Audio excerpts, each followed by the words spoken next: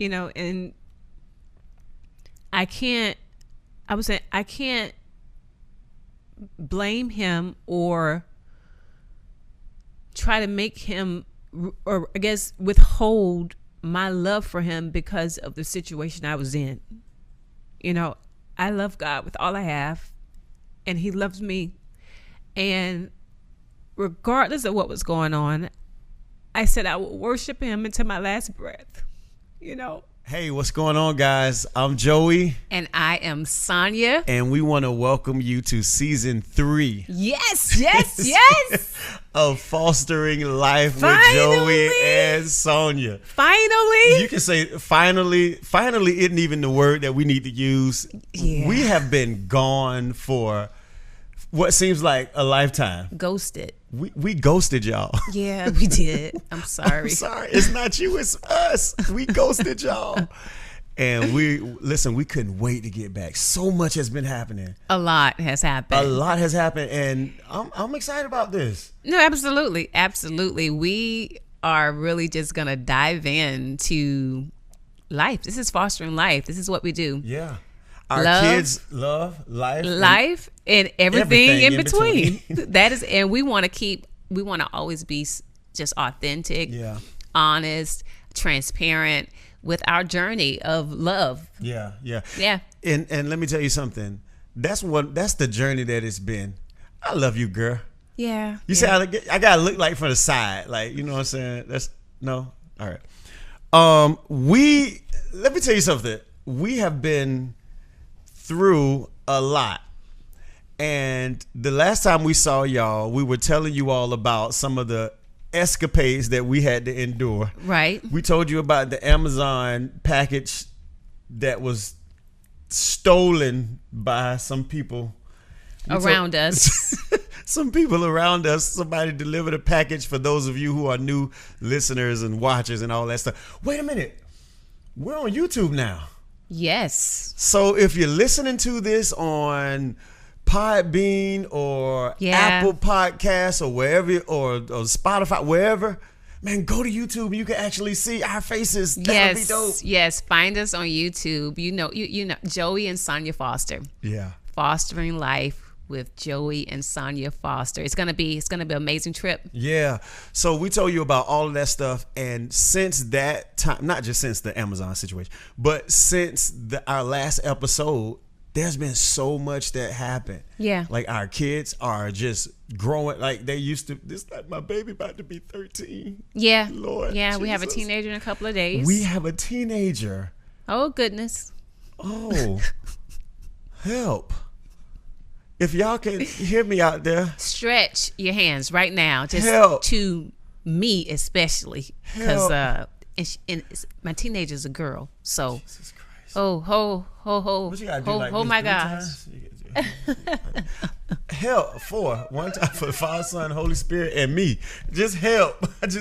So we got. No, we have great kids though. Oh, they're amazing. We really do. We have great kids, and we have a teenager. Well. Yeah, and then we have an avatar.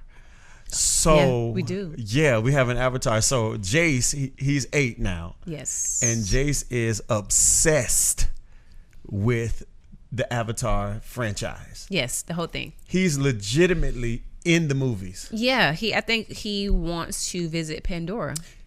He is from Pandora. Yeah. I'm sorry. He is from there. He's from Pandora. He really is. But we have amazing kids. Yes, absolutely. Like there's no blessing. It's such a blessing. So much has happened.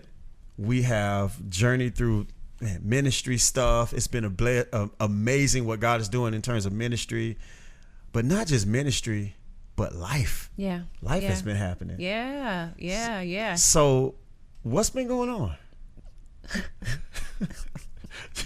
Where do I start? What's been going on? Everything has been going on. Just to be, just transparent and honest, we had to take a break. Yeah. Because life was lifing, and but God was guiding. Life be lifing, but God be God. And it was a whole period of time to where, I was diagnosed with an autoimmune disease. Okay, wait. Let's back up first though. We were in Cancun. Yes, we was in Cancun. So we were kicking it in Cancun. Yeah, it was the night before we was getting on the plane. Yep. And I was just doing some cleaning because we was going to have some house guests coming while we were out traveling. So I noticed like things were just weird. My body was kind of weird. I was cleaning. My arms and stuff was getting tired. And I was like, oh, this is weird. But, I thought I just need to go to sleep. I think I just need to go to sleep, get some rest. I had been going. So we get to Cancun, and things just started, you're running, you're, having to catch this, traveling service. I'm trying to move fast, and my calves are getting tight, and my arms are starting to get, again, my muscles in my arms was like acting funny. You got people trying to get me to go in rooms that I don't know. They speak in different languages. But here's the thing, I'm confused. I'm like, listen, this is too much going on. My muscles are acting crazy, and I don't know what you're talking about, man. Hey, listen. Get out of my face. Like, what are you saying? I don't understand. I don't know if you're trying to look, though, traffic me, like. But listen, you know what was so crazy about the trip is, first of all, we needed to get away. No, yeah, right? absolutely. So we always tell couples, you know what I mean, how important it is to unplug. Yeah. So that's what we were doing. Like, we were going because man, we go hard, man, in terms of ministry, in terms of counseling and coaching couples and all of that, running events and traveling and all of that. And we say, you know what, let's just kind of go and relax a little bit. Yeah. So we took some time out, and because we want to model that. We're married before we're mentors and coaches and pastors. Absolutely. We married, y'all. You know what? I'm just in a season to where I don't care about, you being certified. Mm-hmm. You have to be qualified. Come on. Like, I don't care what the title is. I don't care how long you've been to school. Yep. This thing, whatever you're preaching or teaching or advertising, whatever your billboard is, you need to be it. Yeah.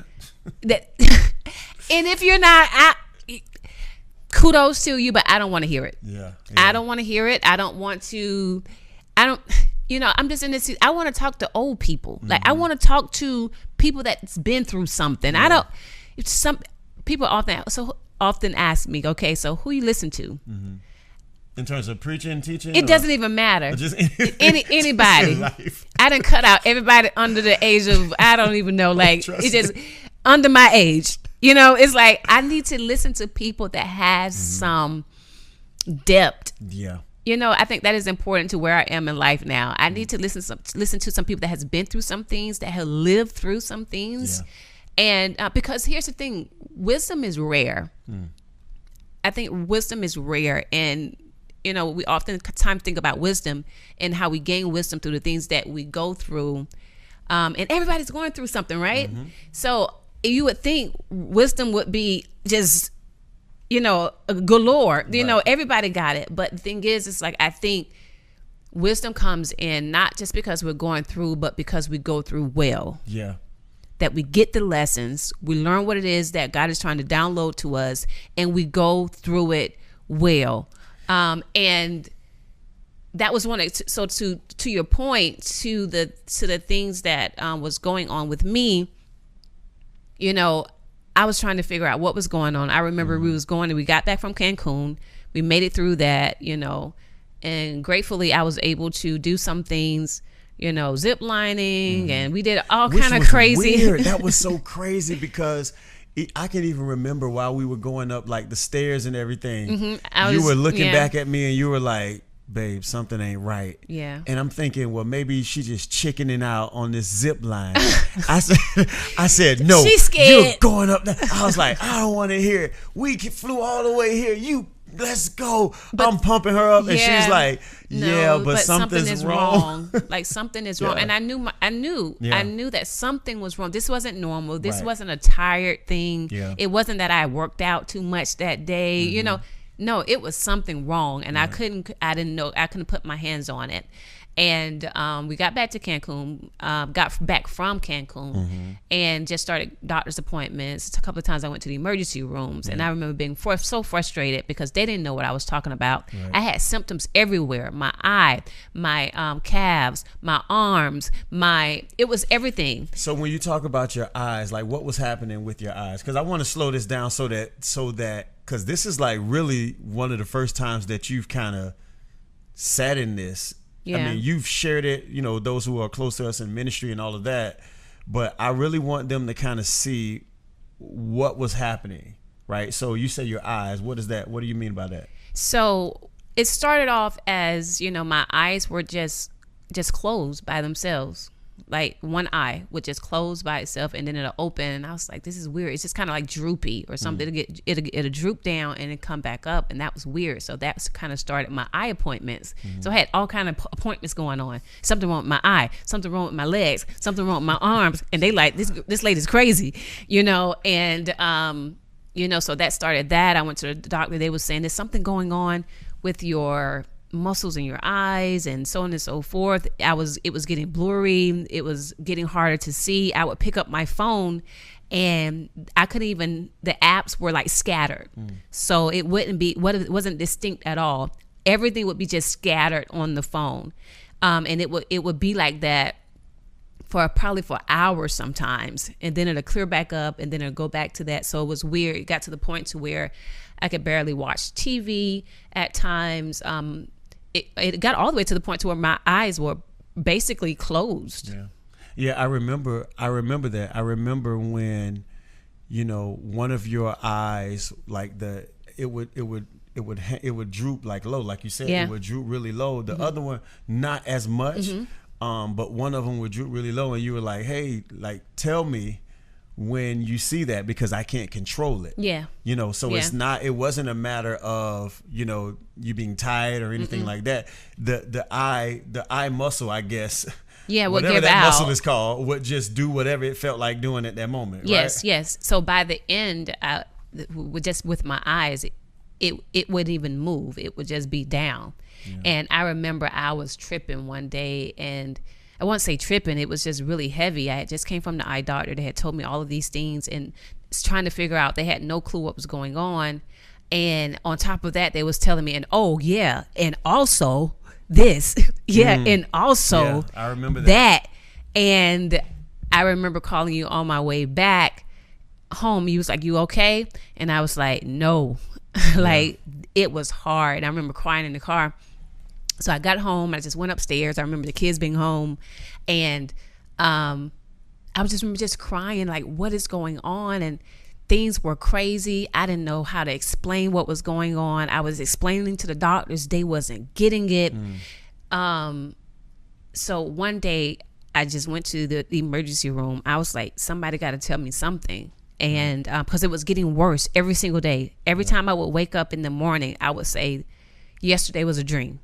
Yeah. Then I would get up, and then it was like, wow, this is not a dream, you know?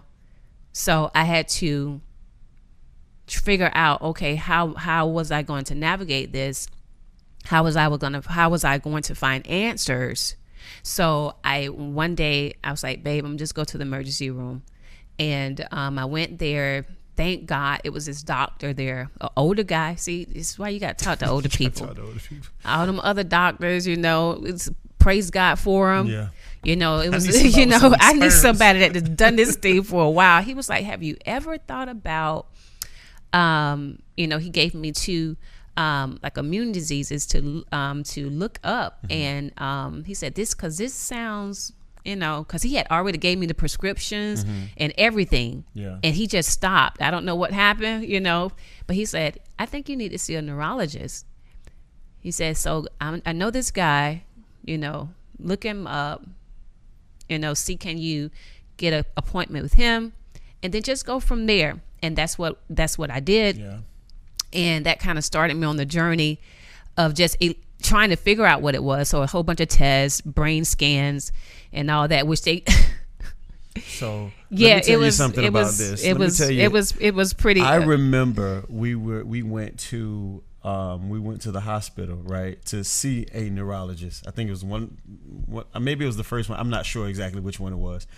But I remember going there, and as we were waiting in the lobby or the wait room for to be seen, this was like in the middle of everything. So it was COVID going on, happening, yeah. And a Yes. whole bunch of stuff, and I was not supposed to be in there. Right. They were not letting people in other than the patient. So I remember being in there, and one of the doctors, I don't even know if it was the doctor. It was the brain surgeon. It was Okay. whoever does the brain surgeon. Okay, So yeah. it wasn't neurologist. It was, Okay. I forgot the name Yeah. of the So they came brain in doctor. and was like, "Oh, okay. Well, we got to see when we can schedule the brain surgery." Yeah. And we're like, "Whoa, wait a minute. Wait, hold on." Yeah, Like, because first I got a call once they did the brain, because they was wanted to the MRI yeah. to figure out was things swollen, was things different things, and they didn't find that, but they said that we did find this, so we're gonna refer you to the brain surgeon so that you guys can schedule surgery. Like we're like, wait. And Who? I said, Huh? who? What? Huh? So you're gonna have to have surgery on this. This is a surgical procedure that is not in our field. So we're gonna refer you to them, so that they can schedule this, the surgery. And I was like, again, all of this stuff is going on every single day. Yeah. My body's declining every single day, and then they call me and say, yeah, you're gonna have brain surgery. So I got a question for you then. I got a question. So what was happening inside of you while this was happening? Because somebody might identify with some of this stuff. Like, Yeah. what was happening like inside of you though?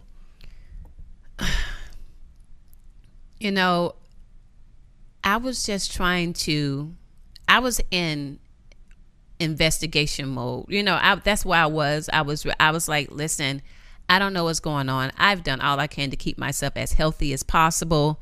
I have 2 kids that are growing and that are in a very, just thriving state of their childhood. I can't be going down at this point, Right.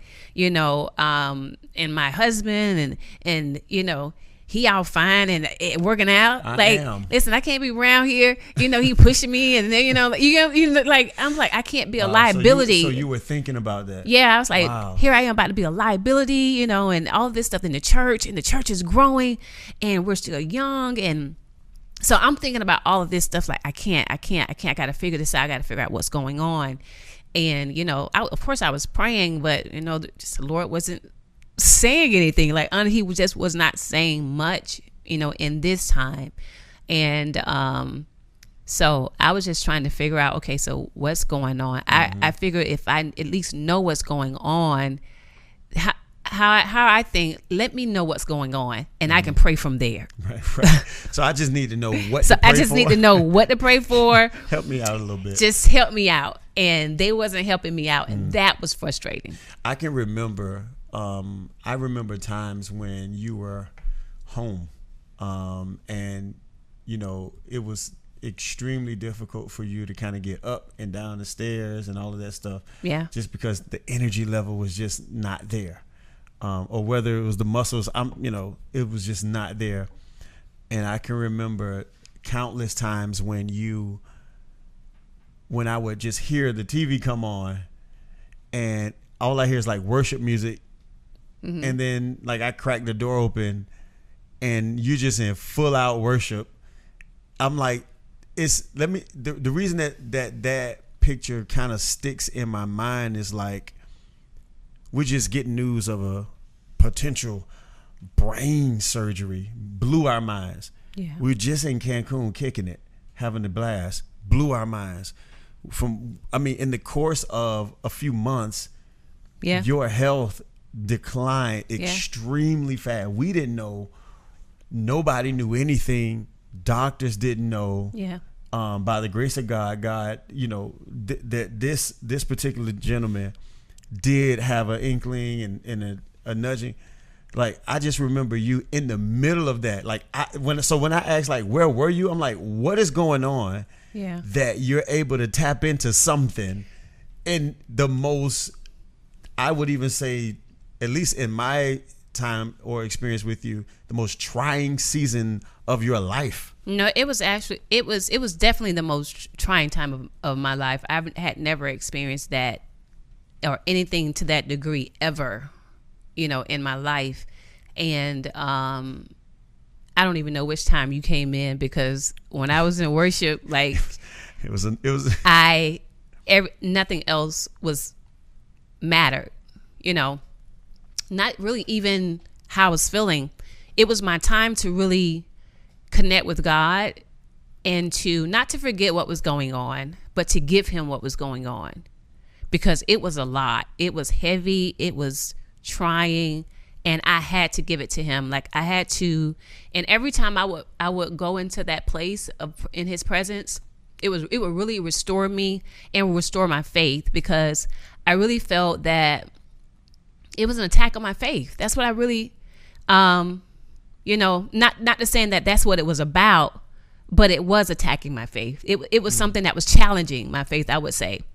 And I remember, when I fell down the stairs one time, we have like 20 stairs and I got all the way up and my body shuts down like a battery, like just kind of like, and just kind of just goes out, and I couldn't control it. All I knew is I'm about to fall down these stairs, and I could hear it. I fell down. I felt every bump, every bruise. And I remember Kirsten screaming, because I stayed up that night with her to watch this new show that was on Apple TV. And we was finishing. We went upstairs. I got to the last stair and fell down. And I remember her screaming, and I remember her calling for you. And I could even hear you get up out of the bed and was coming down the stairs. And I was just laying there at the bottom. And once we called, the paramedics, and they checked me and all of those things, and praise God, I didn't have any broken bones or didn't have to go to the hospital. It had hit my head pretty hard, but they said it wasn't any bruising. It wasn't even any swelling or bleeding or even bleeding. And they was like, "You sure you fell? You sure you you sure you didn't go unconscious?" And I was like, "No." It's like I was alive, I was aware. I heard everything, but I'm good. And no, go ahead. No, I was saying that was one of the scariest times. Yeah. Without question. Yeah. I'm an early bird, right? So I'm good in sleep at 9:30. Yeah. I'm good in sleep at 9:30. Yeah. It's maybe 2:00 that night. Yeah. It's probably at about 2:00. You and Kirsten, you guys are up all night. Yeah. And this was before my body had gotten as bad. See, because it was digressing every day. So I was to the point that I was coming up the stairs every day, not multiple times, but at least when I got ready to go to sleep. And I could just barely, every day it was just getting harder and harder for me to go upstairs. But I wasn't thinking, that was going to happen. Right. I was just thinking, okay, just getting a little rough, to get up the stairs at night. But, I'll be okay. I never thought that would happen. The issue was that Kirsten is screaming, "Daddy, Daddy." I jump out of the bed, right? Yeah. You're at the bottom of the stairs looking lifeless. Yeah, because my body had every muscle in my body had shut down. I could not move anything. It just went out. Yeah, and so I'm jumping up. I don't know what I'm getting ready to. It didn't even matter. It could have been. I don't even know what it could have been. But I jumped out of the bed. I ran. I don't even know if I ran. I just teleported from the bed to the bottom of the stairs. Yeah. I legitimately don't remember running. And I was talking to you, and I was like, "Babe, are you okay? Babe," and you was like, "I'm okay. I'm good." I say, "Babe," then you say, "I'm good. I'm okay." I was like, in my mind, I'm like, "No, that don't sound. You don't sound okay." I was like, because I didn't know how bad I was hurt, right? And so I didn't want it to be going. I just I know if I was bleeding, I needed to stay as calm as possible because the more calm you are, the less bleed. That's what I'm thinking. I said, I can't panic. I can't, do anything. So I didn't know what was going on. I didn't know whether I was hurt. I didn't know. So I was trying to stay as calm as possible. And I was like, I'm okay. And I was like, I hit my head. So, and that's all I could say. I hit my head, but I'm okay. And I remember saying like, and I was like, you need to call. I was like, you need to call the paramedics. Because I hit my head pretty bad. That's what I kept saying. I hit my head pretty bad. I hit my head pretty bad. And I remember we got into the bed, finally got back upstairs, got in the bed. And I don't know if you started praying. I think you may have been praying over me. And I remember asking you, have you checked on Kirsten to see was she okay? Because I didn't know how she had processed the situation. So you went in there and checked on Kirsten, and you came back, and I don't think I didn't really say as much that night. But I remember that morning, you came in because of course you was already up before me. You came back in the room, and we was just kind of talking, and I was like, I'm just grateful that night I was like, I'm going to be okay. It's like I felt like I needed to comfort you or something. I don't know why. I was like, I'm going to be okay, because that's what the Lord just kind of gave me in that moment. He's like, you're going to be okay, because it was the scariest time. And he just said, you're going to be okay. And I remember telling you, I'm going to be okay. I'm going to be okay. I'm going to be okay. And that next day, I remember, we just kind of talking. I was like, well, I'm just glad that I haven't lost my faith.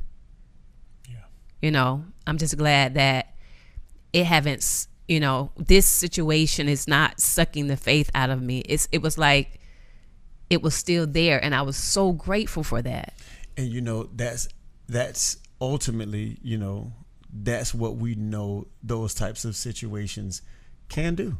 No, absolutely. They, like you said, it was almost to the point to where, like, we didn't have any. I just want everybody to understand, we did not have any answers. No. There was no answers. I was taking about 17 pills a day. 17. Yeah. Yeah.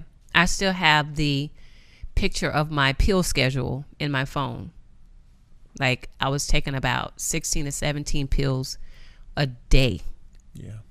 And it had got all the way to the point to where I was just really scared of what was going to happen while I was asleep, because I was at the max of how many pills I can take. And when the medicine is running out, your body is really going down. Just your muscles, because I didn't have any muscle strength, like it wasn't connecting. So I didn't know. By the time I would wake up, I couldn't even pick up a pill. I couldn't move. I couldn't change a pill. I mean, I couldn't move my pillow. I couldn't do anything. Yeah. I got to the point to where I couldn't do anything. I couldn't drink water. I couldn't get up and go to the bathroom by myself.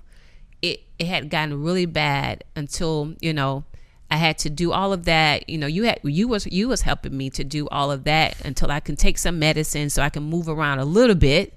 When it will kick in about 30 minutes maybe afterward, to kick in a little bit so I can start at least moving around and being able to take the medicine by myself again whenever the next hour and 2 hour cycle would go by. And that was something. Yeah.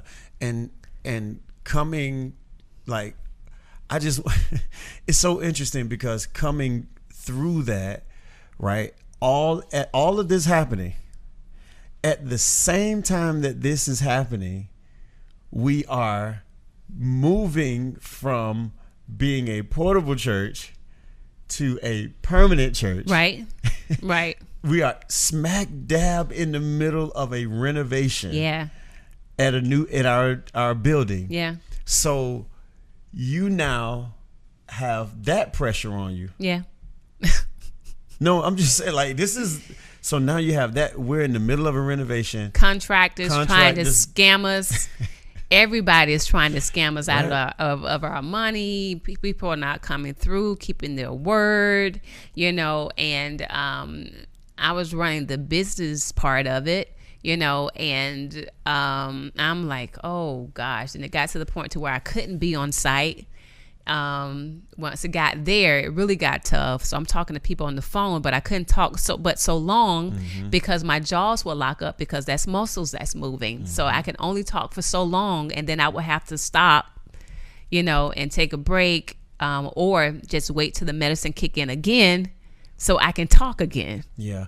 I Or remember eat that. again. Yeah. I remember that, and having to deal with contractors and calling people and all of these different things that had to be done in the middle of this. So it's important for people to understand that these things are not happening. Like, these are not one thing happened and then another thing Life happened. is still going. No. Life is still lifing. Yeah.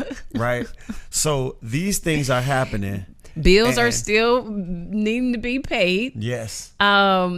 People, we still need to eat.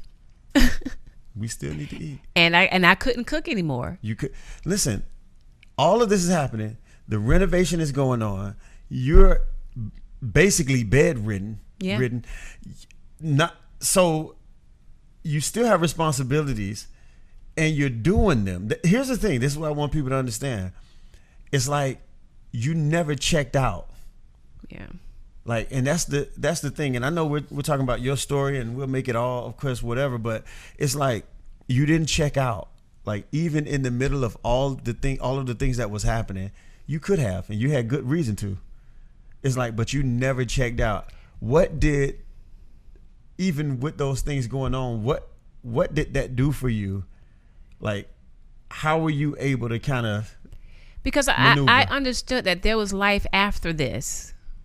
That there was going to be a life waiting on me when all of this was over, And yes, I knew it was important for me to be in the moment and live in the moment and consider the moment. But I knew that I had to do all I can to prepare for life afterwards. I didn't know how life was going to be. I didn't know how that was going to look, but I knew there would be one. So even with my children, I didn't want them to lack things or, there was already a big shift, but I didn't want it to look so big to where it was like devastating to them. And, I wasn't cooking, but still, I had to make sure so I make sure at least some food in the house. I was able to click when I could click order Amazon. I think I was on Amazon or Instacart or whatever the case, for Publix or something.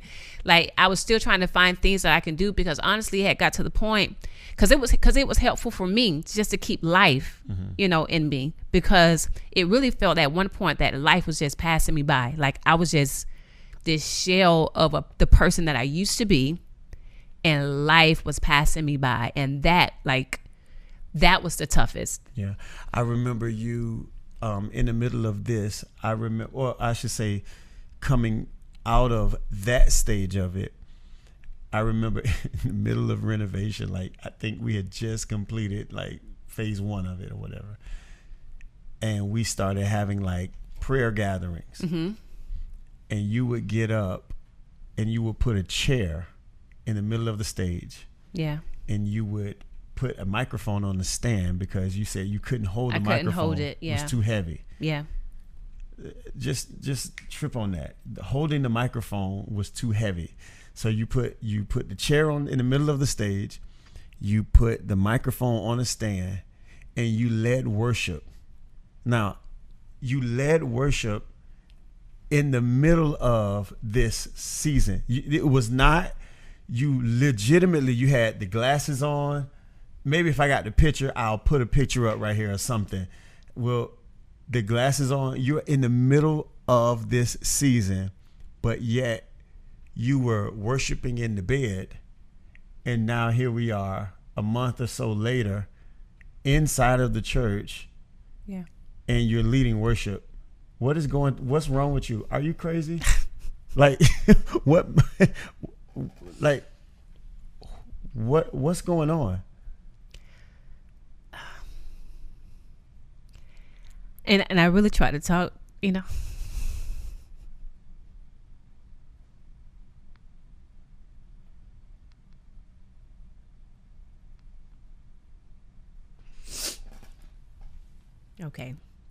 I said I wasn't gonna cry when I talk about this, but God is really all I have.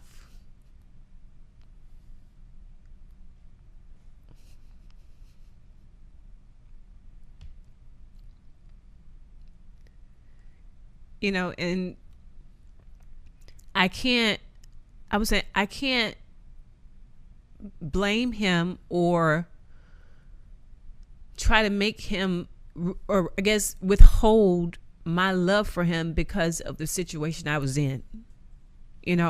I love God with all I have, and he loves me.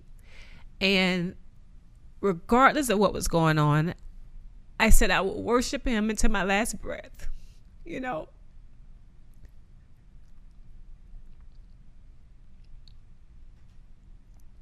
because he's been consistent. He's been faithful, and he's been an amazing father. And no, I didn't have all the answers, but he was still worthy of it all, regardless of what he was going to do or how he was going to do it, And I just wanted to I've always kind of pictured myself, as Christians. I believe that we kind of live, we have the privilege to form, we have the privilege for our spiritual formation to be, private, but we read scriptures and we read about David, we read about Job, we read about all of these people in the Bible, and their spiritual formation was in the public eye. But we have the privilege for it to be private. But I always ask myself, if it wasn't, who would I be? What character would I be?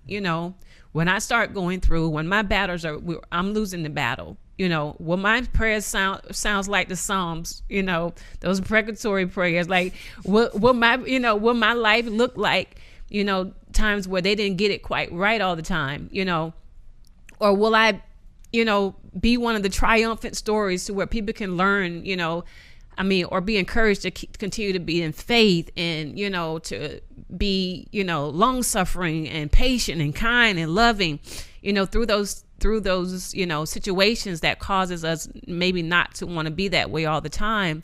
And I always said, whatever I go through, whatever I'm facing in life, I just really want to go through well. I want God to look at my life and say, she went through well for me, because of what he's done for us. I think the least we can do is to go through well for him, and so whether I was sitting down or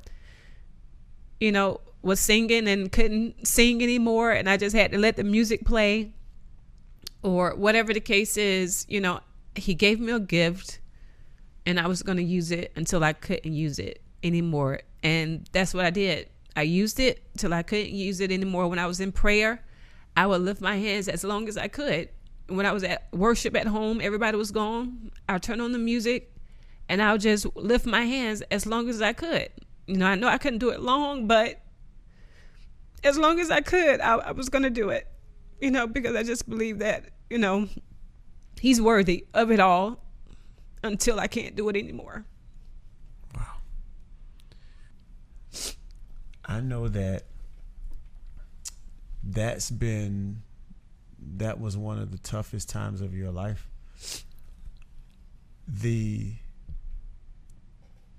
Here's a nuance of it that I think is interesting. Somebody get her some tissue or something. Here's a nuance that I think is interesting. It's like what you ended up showing you were so public about. Like it was like in the middle of this, I know you shared with me, you were saying that God had given you specific instructions about something, in terms of your journey, in terms of what that looked like. And I always thought that, like you said, some people had the privilege of private formation. But it felt like, with you, God gave you a different set of instructions. Yeah, I remember talking to you. I was like, it seems like everything is just so public. I can't hide it. Everything that's going on with me is just, everybody can see it. It's not like sicknesses to where, you're just going through and nobody really can tell you sick. Like everything was just there. You can tell, like when you saw me, that something was wrong. I was walking, I was limping, my eyes were, like they were. And I was like, why so public? Not that I was trying to hide it, because I was telling people what was going on. But it's like, why everything got to be so public? Like every picture I take is, every place I'm in is just glaring to everyone that is something is wrong, something is different.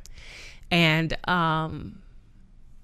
right before this happened, I remember I was in prayer, and I was telling you, the Lord, he just gave me, an assignment that he wanted me to do. And, he just said it's going to be God's plan on display. It's going to be his plan on display. And I remember taking a picture and I posted it on social media. And I was like, God just blew my mind of what he just told me, that my life is about to be his plan on display. I said, hashtag God's plan on display. I was ready for it. And I could feel it. I can sense it, that something drastic was about to happen and God was going to get the glory. I could feel it. And so I was excited. I was excited about God's plan, because that's my heart desire, that my life is God's plan on display. I didn't know his plan was it going to look like this glorious plan, that I wouldn't. I didn't know I wouldn't enjoy his plan. Say that again, though. I didn't know that I wouldn't glory in the plan. It was my glory. It was his. The plan was his glory, not mine. So this journey that he was taking me through, he reminded me halfway through that it was his plan on display. And I said, okay. And he said, this is not the devil. This is not, don't be praying and rebuking the devil and all of these things. He says, I remember, wait, because I remember that you were so convinced and convicted about what you felt God had told you. Yeah. That you would even tell people when they found out about whatever you were going through, or maybe you shared with what your journey, you would tell them something specific. I said, don't rebuke the devil. Don't rebuke the devil. Don't be casting stuff out and binding and loosing. Like, don't do that, because this is not the devil. This is God. Wait, hold on, y'all. Listen, is this a free podcast? What is happening here? Okay, so what is this going to do for somebody's theology? This is going to mess somebody completely up. You're saying, and I believe you, there's Bible too, but I'm saying the conviction that you had. Yeah. That, hey, y'all, I've heard you say this. Hey, y'all, don't do me a favor. They say, I'm praying for you. Well-meaning individuals. Yeah. Love it. Hey, do me a favor, though. Don't pray. Don't be rebuking the devil. This ain't the devil. Mm-hmm.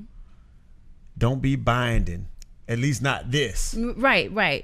I mean, because the Lord was very clear to me. He said, this is me. The one you love, the one you've trusted for all these years. This is me. And I had to pull on that trust to where it's like, wow. I remember I was coming out of the bathroom and I was barely making it one day, and I look in the mirror and I don't look like me, and I remember asking God, I said, Lord, remember me. I said, just remember me. Like, remember the servant I've been. Remember my faithfulness towards you. I remember saying, consider my heart for you.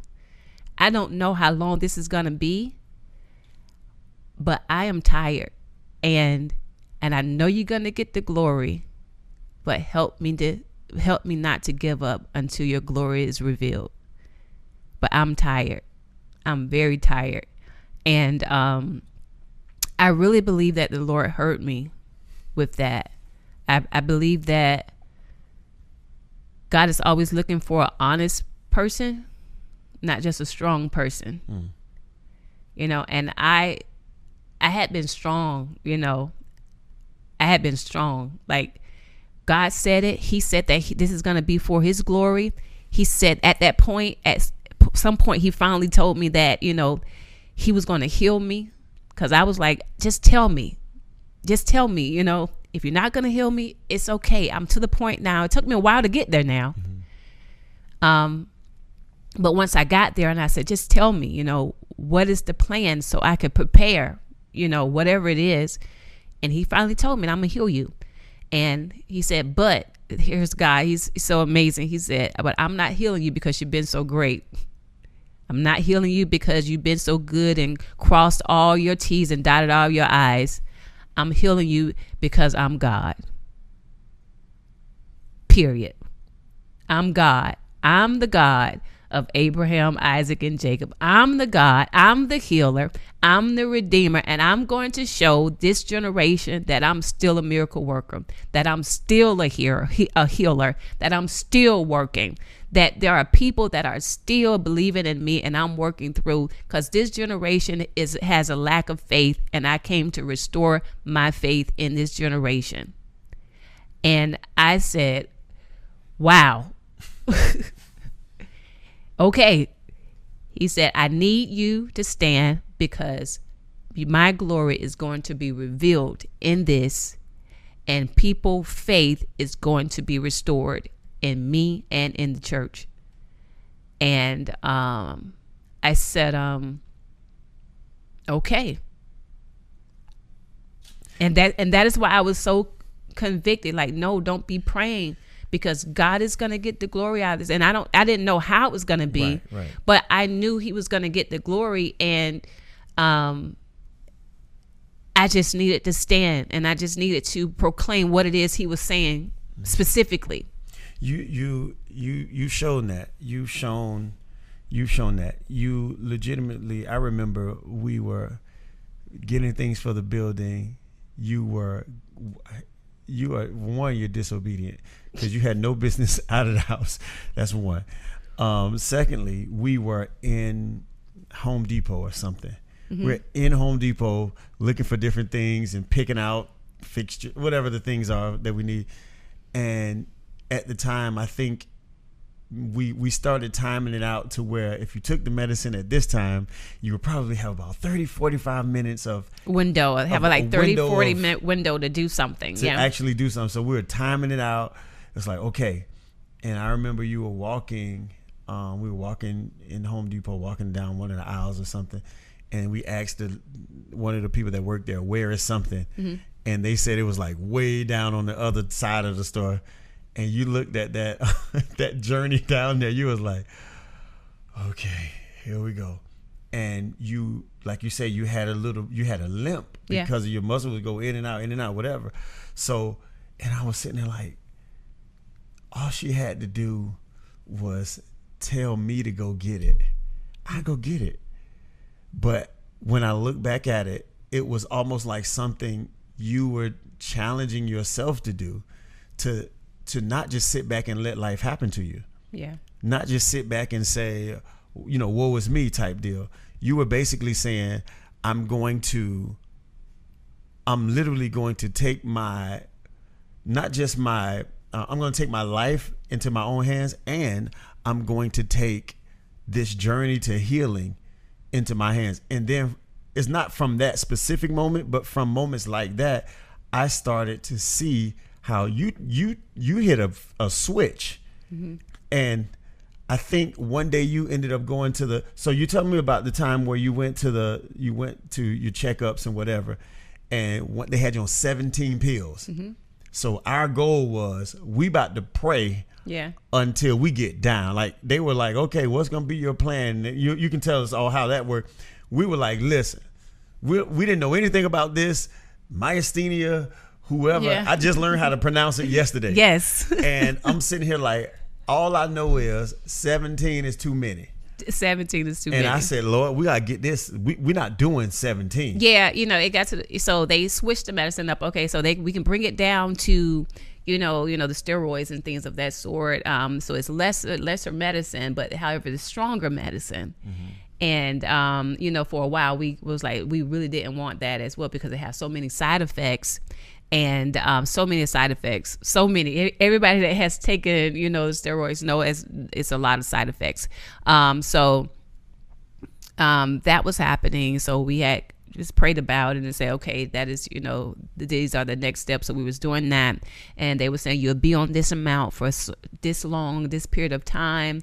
We don't really see you, being under this level of, medication because of the severity of the auto immune disease that you have. And so it's like every time I would go to the doctor, at some point, how you just talking and people just mouth just moving. Charlie and Brown, everything goes like silent.